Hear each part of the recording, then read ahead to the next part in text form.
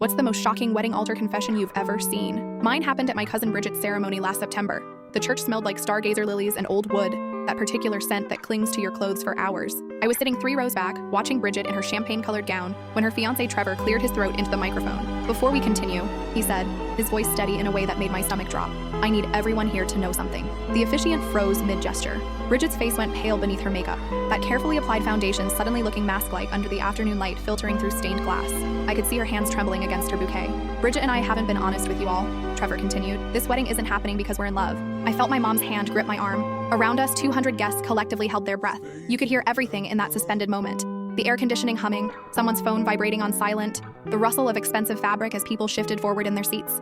It's happening because 6 months ago, we made a business decision, he said. Bridget's inheritance from her grandmother requires her to be married by her 30th birthday. That's next month. I get $250,000 for playing husband for 2 years. After that, we divorce, split her trust fund, and walk away. The silence shattered. Bridget's mom let out a sound I'd never heard a human make before. My uncle stood up so fast his chair clattered backward. But what I remember most clearly was Bridget's expression. Not shame, not panic, but something closer to relief. I'm tired of pretending, she said, taking the microphone from Trevor. Her voice was surprisingly calm. I'm tired of this family treating love like a performance, marriage like a checkbox. Grandmother's will was designed to control me from beyond the grave, to force me into the same miserable marriage she endured for 43 years. So yes, Trevor and I made a deal. We drew up contracts, we planned the exit strategy, and honestly, I don't regret it. My Aunt Lorraine stood up, her face twisted with rage. You selfish, ungrateful little... Sit down, Lorraine, said a voice from the back of the church. Everyone turned. My grandmother, Bridget's other grandmother, Mom's mother, was walking down the aisle. At 83, she moved slowly, but there was nothing frail about the way she carried herself. I knew about the arrangement, she said, reaching the altar. I've known for months, since June, actually. The shock rippled through the room again. Mom's hand tightened on my arm until I could feel my pulse throbbing against her fingers.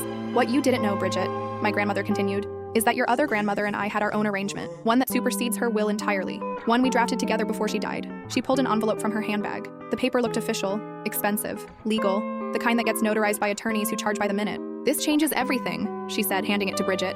Read it, out loud. Bridget's hands shook as she opened the envelope. I watched her eyes scan the first few lines, watched the color drain from her face completely. No, she whispered.